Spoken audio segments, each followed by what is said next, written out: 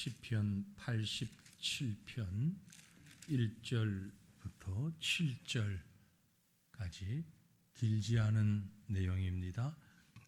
시편 87편 1절부터 마지막 7절까지 우리 다 같이 한 목소리로 말씀을 같이 읽겠습니다.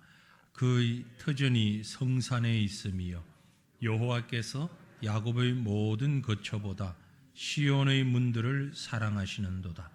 하나님의 성이여 너를 가리켜 영광스럽다 말하는도다. 나는 라합과 바벨론이 나를 아는 자 중에 있다 말하리라. 보라, 블레셋과 두로와 구스여 이것들도 거기서 났다 하리로다. 시온에 대하여 말하기를 이 사람 저 사람이 거기서 났다고 말하리니 지존자가 친히 시온을 세우리라 하는도다. 여호와께서 민족들을 등록하실 때에는 그 수를 세시며 이 사람이 거기서 났다 하시리로다. 노래하는 자와 뛰어노는 자들이 말하기를 나의 모든 근원이 네게 있다 하리로다. 아멘. 87편 말씀드린 대로 짧은 시입니다. 이 시는 표제의 글에 보면 고라 자손의 시, 곧 노래라고 되어 있죠. 시, 곧 노래, 다른 말로 얘기하면 찬송시, 그런 말입니다. 고라 자손의 찬송시. 그러니까 예배 시간에 곡조가 붙어서 찬양으로 함께 했던 그런 시다라는 얘기입니다. 고라 자손의 시, 이미 말씀드렸죠. 시편에 11편이 있는데 그 중에 10번째 지금 고라 자손의 시. 고라 자손은 레위 지파에 소속이 되었지만 또 제사장 가문은 아니었고 성전에서 봉사하는 그런 가문이라고 말씀드렸습니다.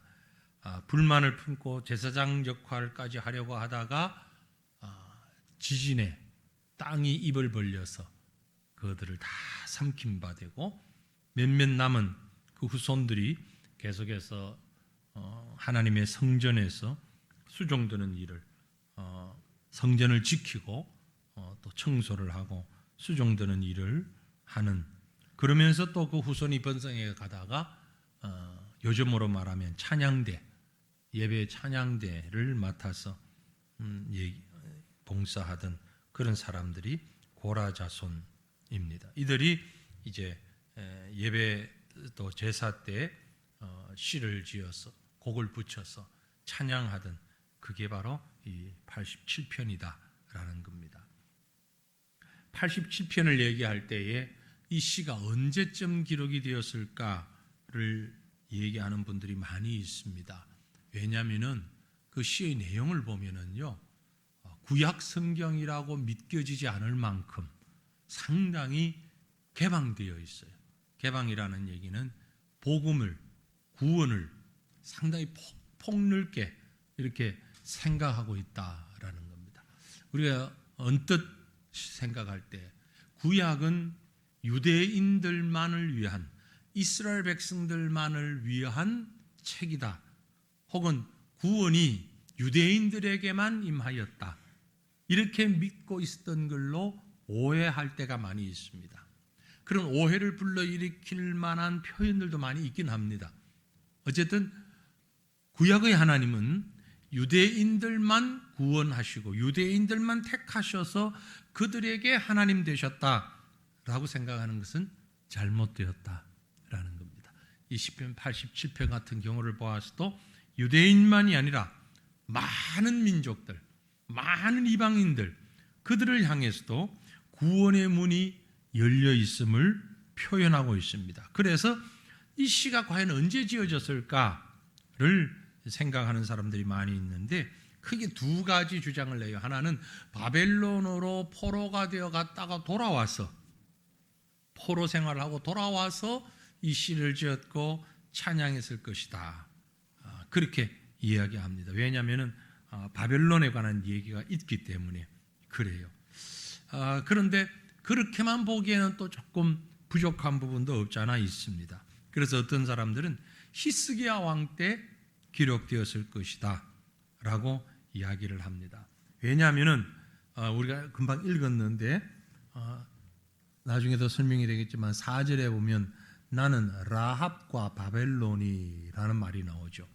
이 라합이 기생 라합이 아니고요. 여기에 라합은 애굽을 얘기하는 거예요. 애굽, 이스라엘 백성들을 아주 괴롭혔던 애굽이라는 나라를 지금 표현하고 있는 겁니다. 그래서 히스기야 왕 때 유다 백성이 이 바벨론 또 애굽하고 사이가 좋았거든요.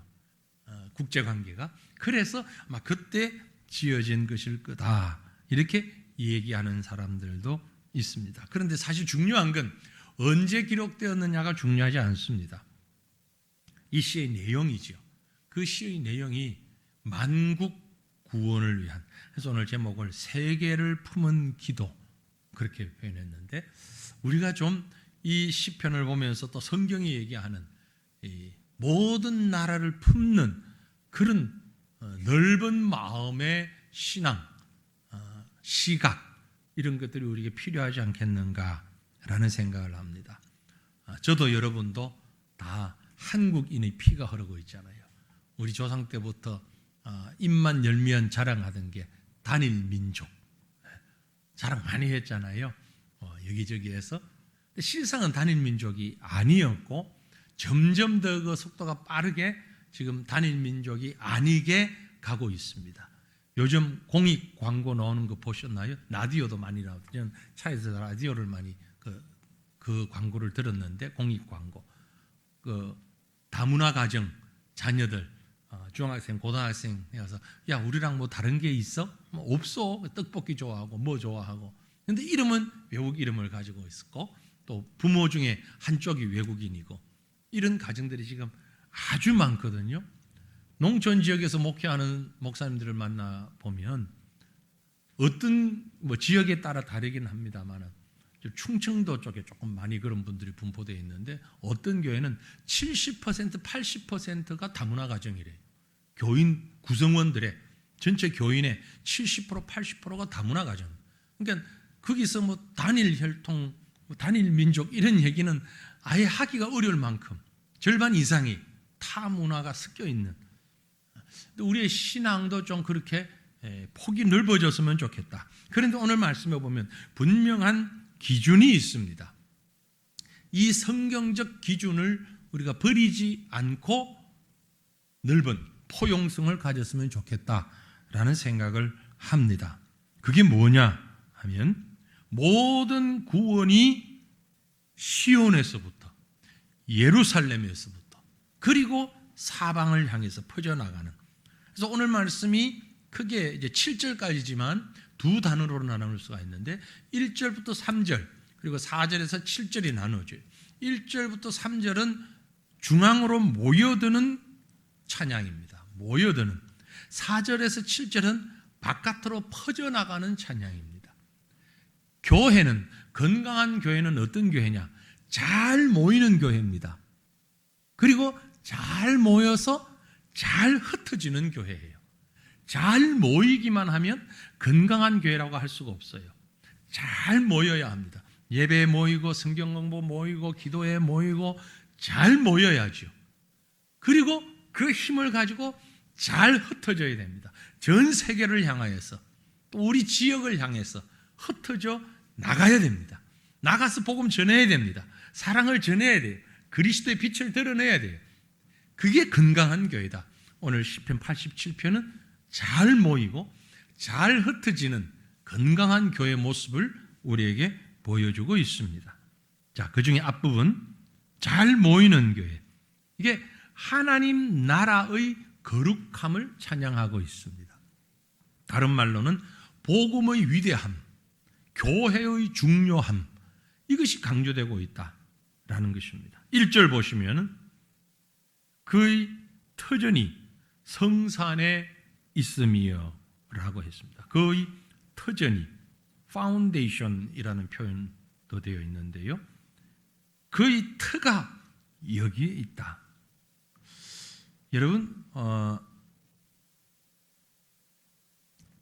고속도로를 운행하다가 궁금한 일이 없었습니까?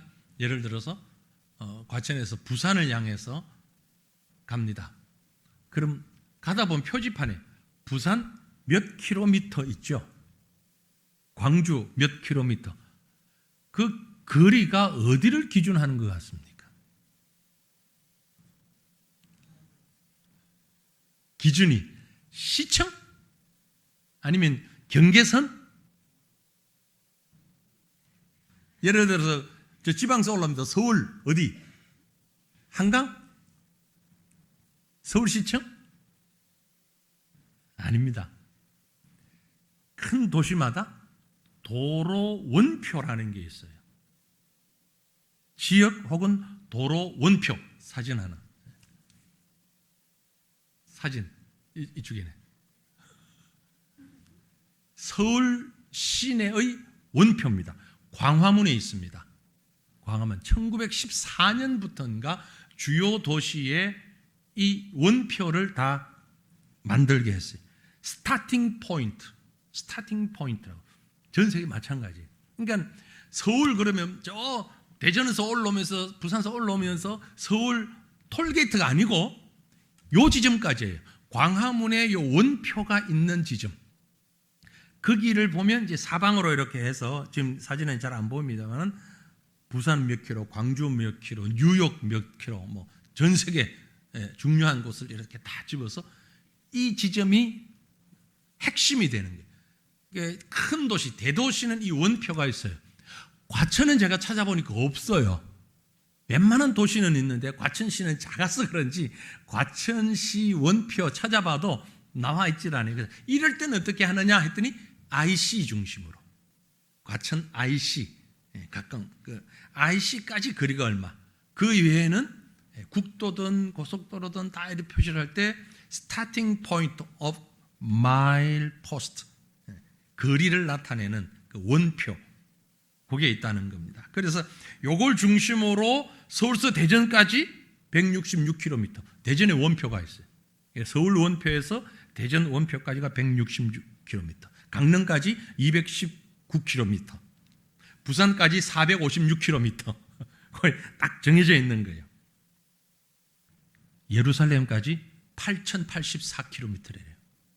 직선거리인지 모르겠어요.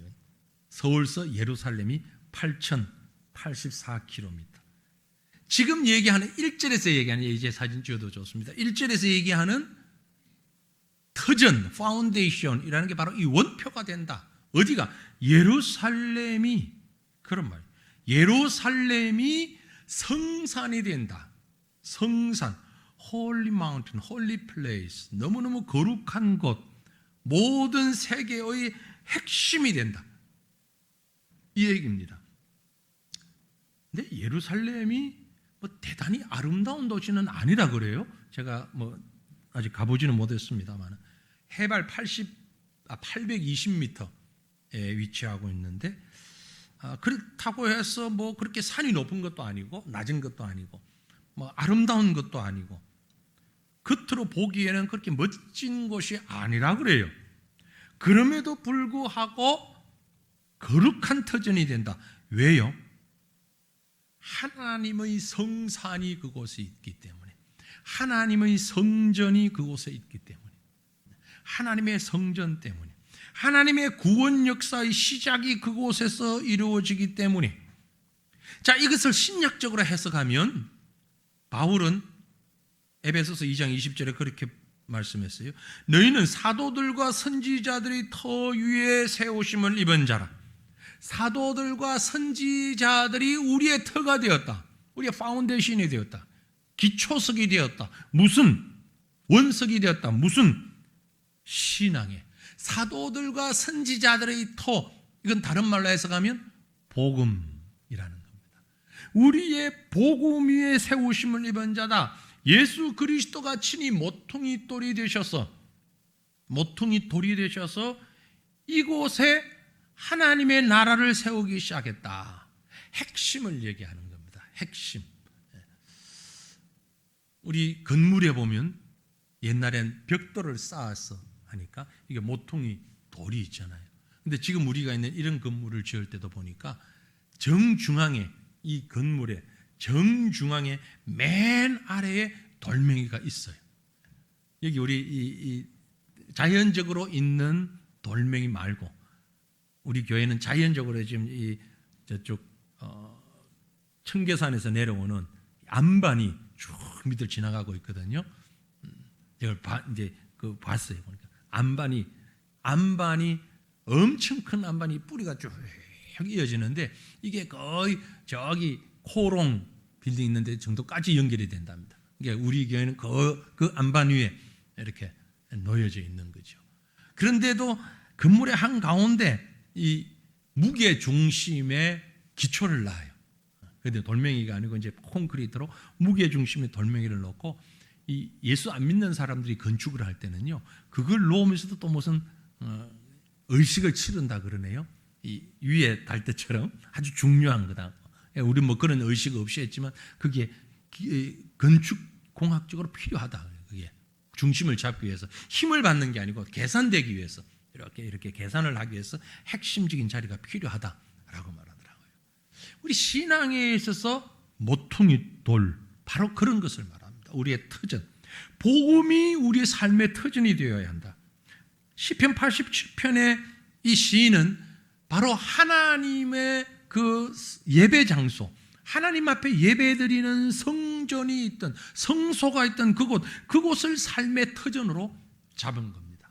핵심으로, 중심으로 잡았다라는 겁니다. 그래서 2절에 보면 여호와께서 야곱의 모든 거처보다 시온의 문들을 사랑하신다. 1절 말씀이 어떤 그런 형식적인 그런 모습이었다면 2절은 그 형식적인 상황을 편안한 일상적인 모습으로 시온의 문들을 사랑하신다. 모든 야곱의 모든 거처보다 이스라엘 전체보다 바로 이곳 시온, 예루살렘, 하나님의 성소가 있던 이곳을, 사실 시온이라고 하는 곳은요 작은 언덕이래요. 작은 언덕, 여부수족 속에 있었던 작은 언덕인데 다윗이 이곳을 정복하고 그곳에 다윗 성을 지었던 거죠. 다윗 성을 지었고 그곳에서 뭘 했냐면은 하나님의 언약궤를 그 성안에 보관을 했던 겁니다. 그래서 언약궤가 있는 장소, 이곳이 바로 시온이다. 그래서 이스라엘 전체를 시온으로 상징적으로 나타내게 된 것입니다. 처음에는 시온이 바로 그 장소만 얘기하다가 예루살렘을 얘기하다가 나중에는 이스라엘 전체를 시온이라고 표현하고 요즘은 이제 시오니즘, 그래서 유대인들이 가지고 있는 사상, 그것까지도 시온을 얘기하는 거죠. 시온의 문들, 모든 사회, 경제, 법적 활동의 중심지, 문은 통과해야 되잖아요. 우리 여기 앉아 계신 자리가 여러 곳 있지만 나갈 때는 딱 저 문을 통해서 나갑니다. 모든 사람이 통과해야 하는 시온의 문들, 모든 백성들이 오는 곳, 바로 그곳으로 우리가 다 모여야 한다는 것을 의미하는 거죠. 히브리서 12장 22절로 24절을 보면 그러나 너희가 이런 곳은 시온산과 살아계신 하나님의 도성인 하늘의 예루살렘과 천만 천사와 하늘에 기록된 장자들의 모임과 교회와 만민의 심판자이신 하나님과 및 온전하게 된 의인의 영들과 새 언약의 중보자이신 예수와 및 아벨의 피보다 더 나은 것을 말하는 뿌린 피니라. 무슨 얘기인가 합니까? 예수 그리스도 이후에 하늘과 땅의 모든 시선들이 예수 그리스도에게 모여지는 것, 역사의 중심이 예수 그리스도가 되는 것, 마치 구약의 성도들에게 시온이 중심이 되었던 것처럼 예수 그리스도가 중심이 되어서 모든 문들이, 예루살렘의 모든 문들이, 믿음의 사람들의 모든 것이 그리스도에게 모여지는, 이것을 의미한다라는 라고 볼 수 있습니다. 그래서 이 예루살렘을 향하여서 3절에 하나님의 성이여 너를 가리켜 영광스럽다 말하는도다. 모든 영광이 하나님의 성이라고 불려지는 예루살렘 중심으로 세워지는 것이다. 우리 신앙의 중심이, 우리 삶의 중심이 교회 중심이 되어야 한다. 복음 중심이 되어야 한다. 말씀 중심이 되어야 한다라는 의미인 것이죠.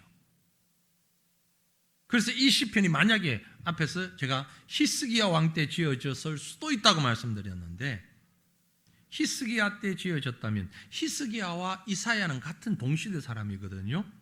그래서 이사야 선지자의 예루살렘에 대한 노래가 있습니다.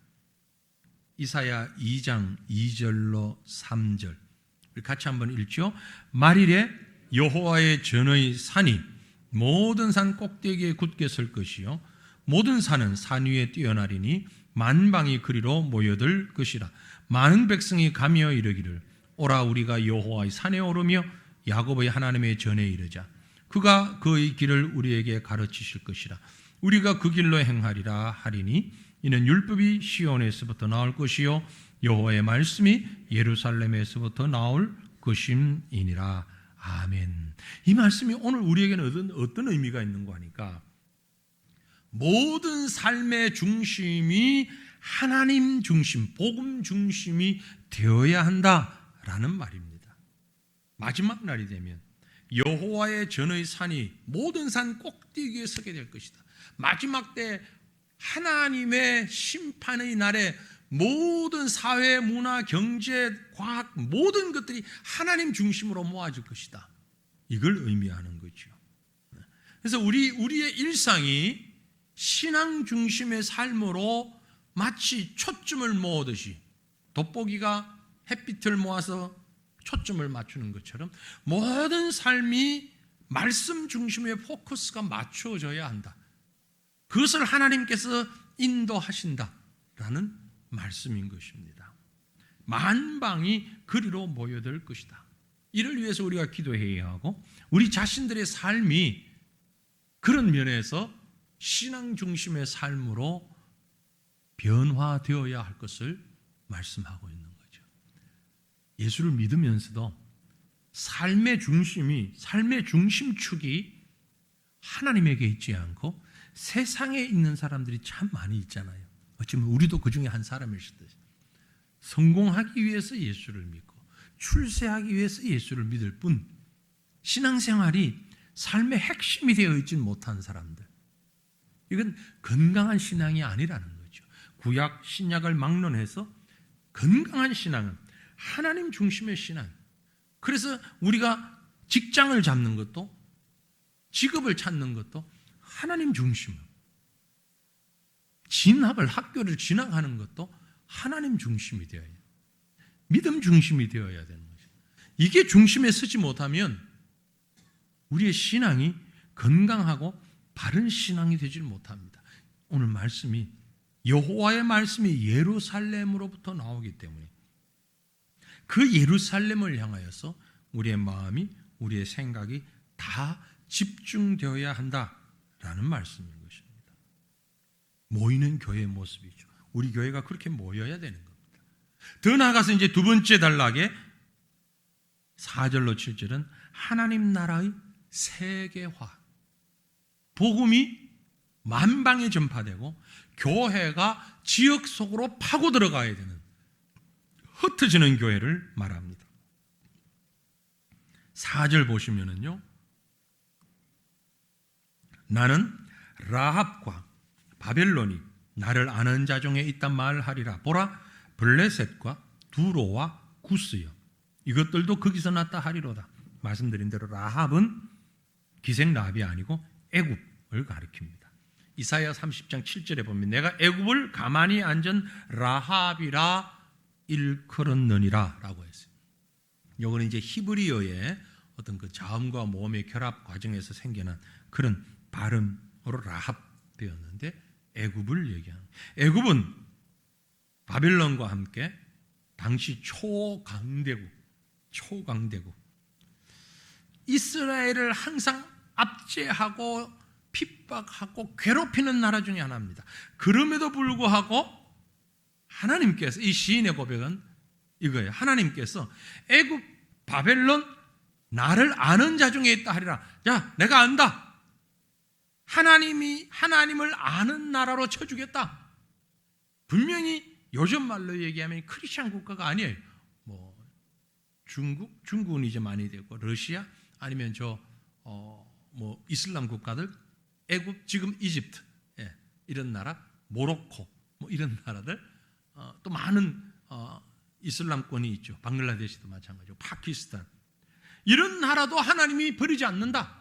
이런, 하나님께서 그 나라를 붙잡고 사랑하시고 그 나라에게 은혜를 베푸신다. 방글라데시 아침에 제가 말씀을 드리고 기도를 했는데요, 오후 예배에 내려오기 직전에 또 이렇게 뉴스를 들어보니까 사망자 인원이 늘었어요. 114명으로 지금 얘기하더라고요. 좀 전에 제가 2시 조금 넘어서 보니까 114명. 근데 그 인원이 정확하게 무슨 인원인가 나오는데 보니까 병원에서 사망한 사람. 그러니까 통계가 정확하게 이런 거잖아요. 그러니까 병원 이외에서 사망한 사람은 통계를 잡을 수가 없고, 일단 병원으로 옮겨져서 사망한 사람이 현재 114명이다. 그리고 오늘, 내일, 원래는 공휴일이 아니거든요. 금요일 공휴일이고, 토요일부터 정상적인 이 날인데, 어제는 정상 근무를 했다가 오늘 주일과 월요일 공휴일로 선포를 해버렸어요. 정부에서. 다 지금 문 닫아라. 너무 데모가 심하니까. 그러면서 이제 어제까지도 제가 그런 뉴스를 조금 봤는데, 이제 정부에서 얘기하는 그런 국영방송이죠. 국영방송에서는 이 데모가 외국에서 무언가 뒤에 배경이 백그라운드가 있다, 이런 얘기가 솔솔 나오더라고요. 아까 오후에 제가 들어보니까 이제 구체적으로 IS가 뒤에서 조종한다. 근데 조금 수긍하기가 어려워요. 이 얘기들을 보면 왜 이런 상황이 벌어졌는가를 보면 IS가 조종한다? 전혀 아닌 것 같은데.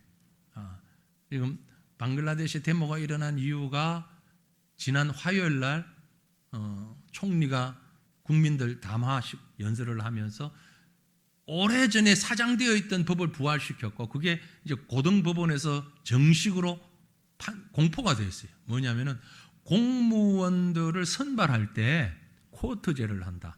그래서 독립 유공자 자녀들에게 30% 자를 공무원들에게, 공무원 중에 30%를 독립 유공자 자녀들에게, 독립 유공자가 거기 전체 인구 가운데 5% 된대요. 그들의 자녀들이, 지금 정권을 잡고 있는 사람들의 자녀들이 대부분이에요. 그 자녀들, 아들, 손자, 며느리까지 공무원 시험 치면 30% 쿼터를 거기 합격시키겠다. 그런데 또 나오는 얘기가 거기에다가 뭐 여성 쿼터 10%, 또 소수민족 쿼터 5%, 뭐 장애인 쿼터 1% 이런 거 쭉 다 하면 공무원 채용할 때 56%가 쿼터제로 묶어 있어요. 나머지 44%만 일반인들이 지원해서 갈 수 있는 공무원 자, 이러니 대학생들이 아주 뿔이 났죠. 열을 받아가지고 지금 막, 그게 이제 단순히 이 문제가 아니고 정부에 대한 반항으로 퍼졌는데, 정부가 걷잡을 수 없게 되니까 이게 IS가 뒤에서 조종한다, 이렇게까지 얘기가 나오는 참 안타까운 현실이에요. 근데 그런 게 왜 통할까? 제가 봤을 때는 종교 때문에. 이슬람교라고 하는 게요, 밀어붙이면 돼요. 그렇게 말을 만들면 돼요. 그게 또 설득력이 있어요. 참 안타까운 거죠. 참 안타까운 일이에요. 그런데 지금 오늘 성경에 비춰서 보면, 그럼에도 불구하고 그 나라에도 하나님이 구원하는 자들을 불러내겠다는 얘기예요. 버리지 않겠다는 얘기입니다. 애굽도, 바벨론도, 파키스탄, 지금 지상에서 가장 어려운 그 이슬람 국가 가운데 하나가 파키스탄 또는 이집트, 방글라데시 이런 나라들인데, 그런 나라들, 또 말레이시아도 만만찮아요. 이런 나라들 하나님이 버리지 않겠다는 겁니다. 하나하나를 블레셋, 두로, 구스, 하나하나를 다 언급하면서 이 백성들을 내가 모른 척하지 않겠다. 여러분, 다른 나라는 몰라도 블레셋은요, 누구의 고향이죠? 골리앗 나라잖아요. 골리앗. 다윗과 정면으로 싸웠고 이스라엘이 나라가 세워질 때 가장 고통을 줬던 나라가 바벨론이 블레셋이잖아요. 블레셋. 또 거기 두로라고 그래요. 두로라는 곳은요, 바알의 원산지예요. 바알의 고향이에요. 바알이라는 우상을 제일 만들어 섬겼던 사람들이 그 두로 사람들이에요. 이런 나라들을 하나님께서 잘라내서 탈락시켜서 구원해서 탈락시켜버려도 아무 문제가 없는데 그들을 향해서도 복음으로 다 품겠다. 오늘날 이 말씀은 전 세계에 복음이 가지 않을 곳이 없다. 우리 주변에도 여러분 전도할 때에요, 대상자를 가리지 마십시오. 무당에게 전도해 보신 분, 점쟁이 무당에게 전도해 보신 분 계셔요? 왜 안 해보셨어요? 한번 해보세요. 금년 10월에 우리 총동원 주일 하려고 하는데 누구에게 전도를 하든 전도하셔야 되는데 기왕이면 센 놈하고 붙어야지. 네? 무당에게 가서 한번 전도해봐요. 우리 주변에 무당 있는지 없는지 모르겠는데 의외로 잘 됩니다. 의외로 쉬워요. 왜요? 종교성이 있거든요. 무당이 종교성이 있어요. 그래서 그 무속적인 것을 복음적인 걸로만 살짝 바꿔주면은요, 전도할 수 있어요. 지금 이 말씀은 전도하지 못할 곳이 없다는 거죠. 복음 전하지 못할 곳이 없다. 어디에도 하겠다. 어디에도. 그런데 중요한 것은 5절 6절 보시면, 본문 5절 6절, 시온에 대하여 말하기를 이 사람 저 사람이 거기서 났다고 말하리니. 아주 표현이 시적인 표현에도 찬양인데 신약적 의미에서도 정확합니다. 이 사람 저 사람이 거기서 났다. 어디서? 애굽에서, 바벨론에서, 구스에서. 그런데 집단적으로, 단체적으로 민족적 구원이 아니고 구원은 개인적인 거예요.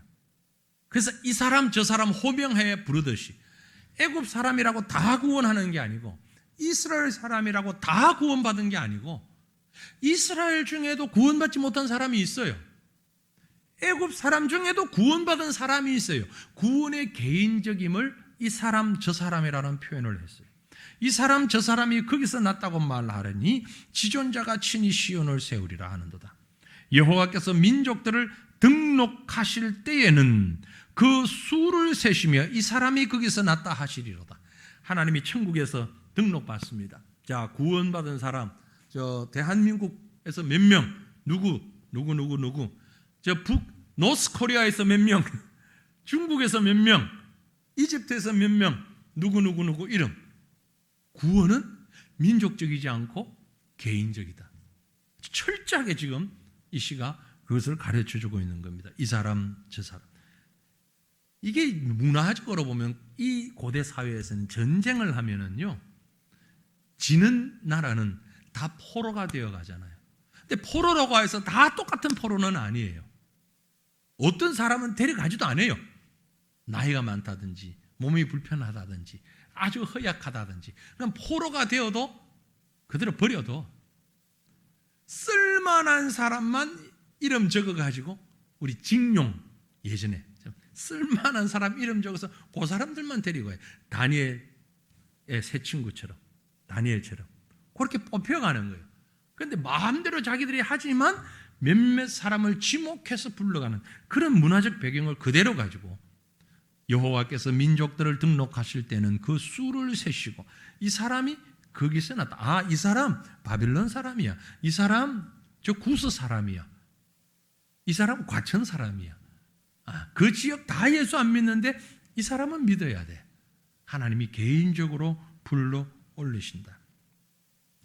그러므로 우리는 어느 민족도 어느 지역도 복음 전파를 하기 전에 포기해서는 안 된다. 라는 겁니다. 포기해서는 안 된다. 하나님의 뜻이 어디에 있는지 우리는 알 수 없어요. 그래서 그 민족을 향해서 가야 됩니다. 그 민족을 향해서 증거해야 합니다. 북한에 예수 믿을 사람이 있을까? 있습니다. 지하교회만을 얘기하는 것이 아니고 저 지도자층에서도, 지도급에 있는 사람들 중에서도 예수 믿을 사람이 있는 거예요. 무당들 중에 예수 믿을 사람들이 있을까? 있습니다. 불교 대학에 있는 사람 중에 예수 믿을 사람이 있을까? 있습니다. 하나님이 택한 사람이 있다면 하나님이 불러 올리실 겁니다. 불러 올리셔요.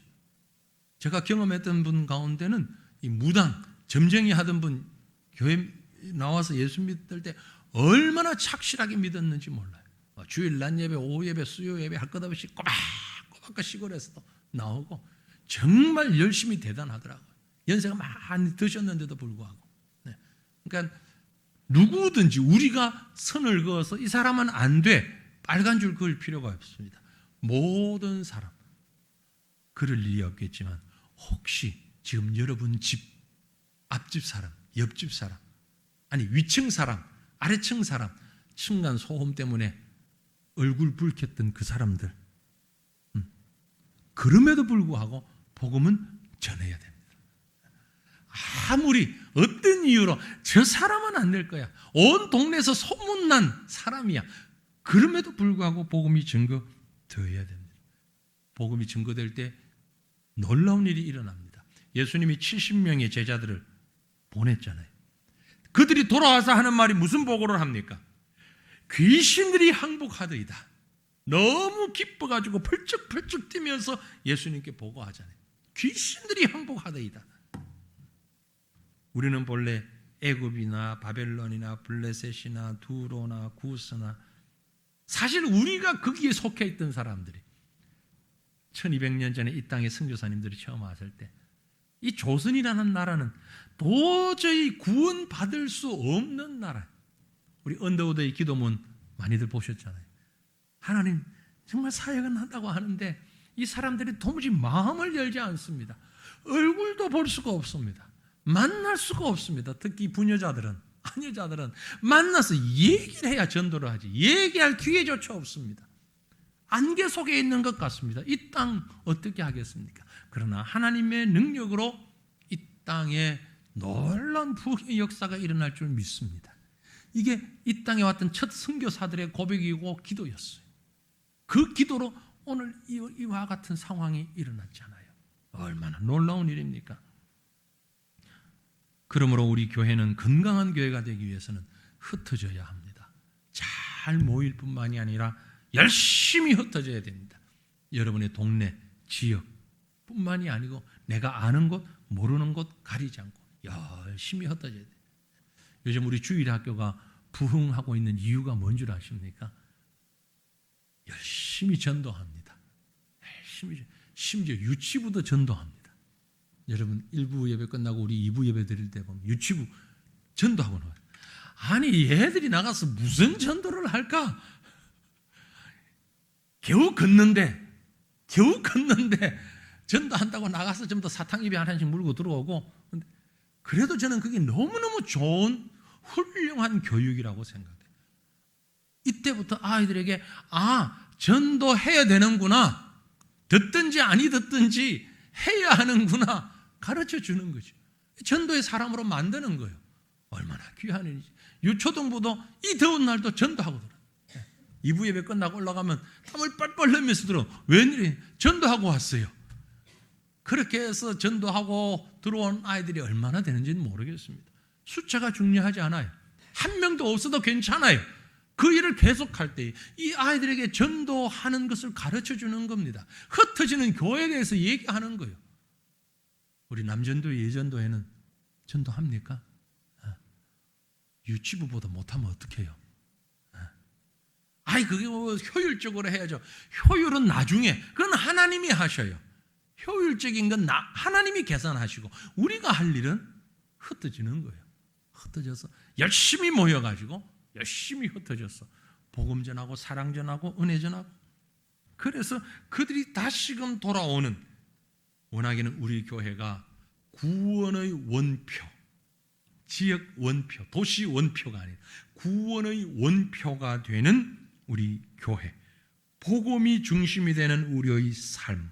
그래서 구원받는 그날 우리 모두가 주 안에서 하나 되는 은혜를 맛보는 이런 축복이 함께 있기를 원합니다. 오늘 시편 87편을 노래하면서 우리에게 이런 신앙의 고백이 이어질 수 있기를 우리 주님의 이름으로 축원합니다. 기도하기를 원합니다.